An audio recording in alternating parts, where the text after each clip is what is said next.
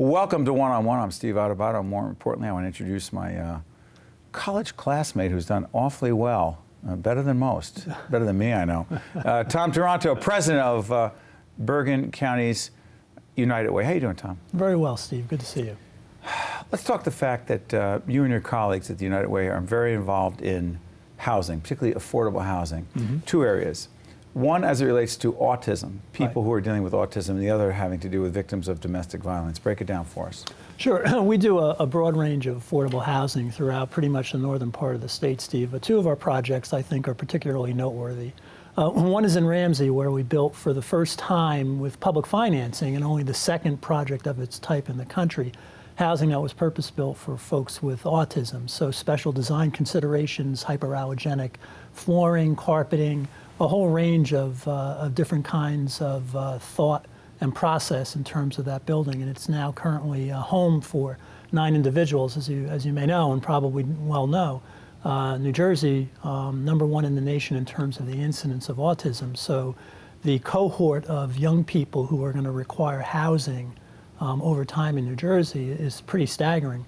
So our design features were meant to be replicated, and we have a couple of other sites where we hope to, the design exterior will change, the aesthetic will change on the outside. Why does that matter so much, Tom?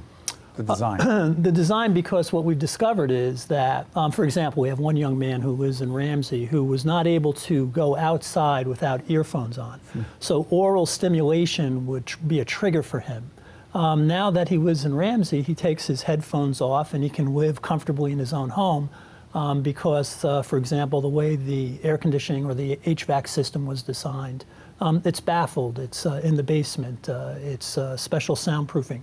So there isn't any of the kind of hums either from the electrical, the lighting, or from the heating and ventilation systems that could be an oral trigger, for example, for folks with autism who are highly sensitive to those kinds of noises. How does it help them?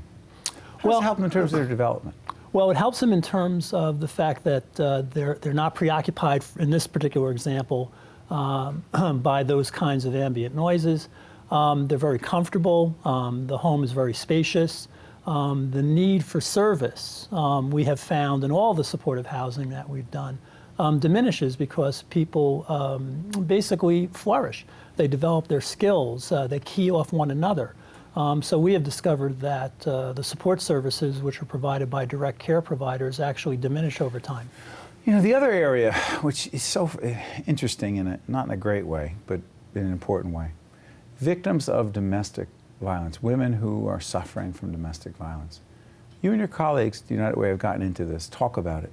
Well, people who have suffered domestic violence are considered a special population, a special needs population. Where do they go? Well, housing for folks with who've survived domestic violence is in short supply. So we came across a project that's pretty interesting in New Brunswick. We talked about it previously. One of the oldest churches in New Brunswick.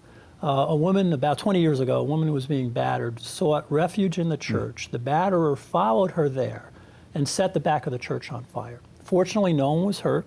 She was injured. The church badly damaged. And in kind of an ironic twist, the fact that the back of the church had to be rebuilt meant that the historic hold, if you will, over redevelopment. I mean, you couldn't develop it because it was under some sort of historic hold that said you couldn't develop it because it was on a list of historic landmarks. Right. So what we're doing is it's the readaptive use of a church, but we're not eliminating the church use. We're actually reducing the sanctuary and preserving it because the membership of the church has declined over time. So now we're giving the church back a sanctuary that's smaller, fits the congregation, will be quite beautiful, modernizing the mechanical systems. Previously, the church had no air conditioning and did not have a working heating plant. And we're wrapping 10 apartments around the back of the church in collaboration with the State Historic Preservation Office. So we're carefully preserving all of the features of the church that make it so important from a historic perspective. This, by the way, is where Rutgers College, then known as Queens College, first started. In fact, in the cemetery there are 5 former presidents of Rutgers who are interred there. So highly sensitive site, but you know, really a wonderful adaptive reuse, especially when you consider what occurred to the church. What does it mean to these women? It means permanent, safe, affordable housing. We've already identified 8 of 10 tenants. This project will be done, we expect, by around mid-December. occupancy for January 1 of 2016. You know, I've often thought about this, Tom, the reaction of a community. The whole "not in my backyard" syndrome, you know. That's okay, I want you to help other people, I want you to build affordable housing, but not in my backyard. Right. What have you found? Well, Steve, I think we have about 20 projects in the pipeline. We have 7 projects under construction right now in communities like Mahwah, Tenafly, New Brunswick. We have preliminary site plan approval for supportive housing.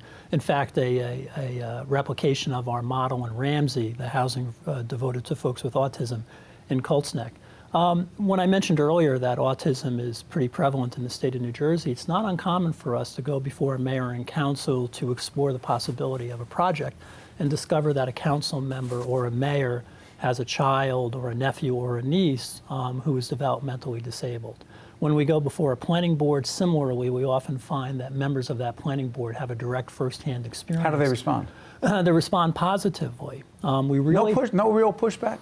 What we have found is that education is the key. So often what we'll do is we'll have an informal meeting or a caucus in a Panera Bread or at a Starbucks. We'll, in one case, in fact, today, we're closing on a piece of property in Glen Rock done in collaboration with the mayor and council there. And in the neighborhood where we're acquiring this particular piece of property, the mayor went around door to door and spoke to all the neighbors and explained what the project was. No real pushback? There was some, but until folks understood, until folks were kind of educated and made aware of what we build. And the other, I think, crucial piece is that we build an extraordinarily attractive product. I mean, physically it looks good. Physically, the curb appeal. But let me ask you this, before I let you out of here. Are you getting a sense, Tom, that most people are saying, I want to help those who are dealing with autism, I want to help those who are victims of domestic violence, and I'm okay with it in my own community if it's built the right way and it has, quote unquote, your term, curb appeal? You sense that? Yeah, I do. What we have found as we have met with different governing bodies throughout the state of New Jersey, one is that the beauty of the product is very appealing and becomes the brochure, if you will. Right. And then secondly, what we have found is that most governing bodies, most mayor and councils are interested in doing affordable housing. They just need a path to do it. You help them do it? Well, it's been so litigious in the state of New Jersey, affordable housing, a pejorative term. And we've managed to demystify it, if you will, Good for stuff. a lot of governing bodies. All right, here's the last question. We were in political science classes together, and we talked about leadership as kids. Right. So here's the question before I let you out. Biggest leadership challenge you have faced in your life as a leader in the nonprofit world is? Leadership challenge. Go ahead, on the spot. I think the biggest leadership challenge that we have faced has been to cut through the process and the bureaucracy and to take action. Sometimes well done is better than well said. And here in this state, you really have to, I think, push pretty hard to get something accomplished. So being in motion and staying in motion, I say, is a leadership lesson. Tom Taranto, president of Bergen County United Way. Thanks, Tom. Good stuff. My pleasure. Thank you, Well done. Steve. Stay right there. One-on-one will continue right after this. Thank you, Tom.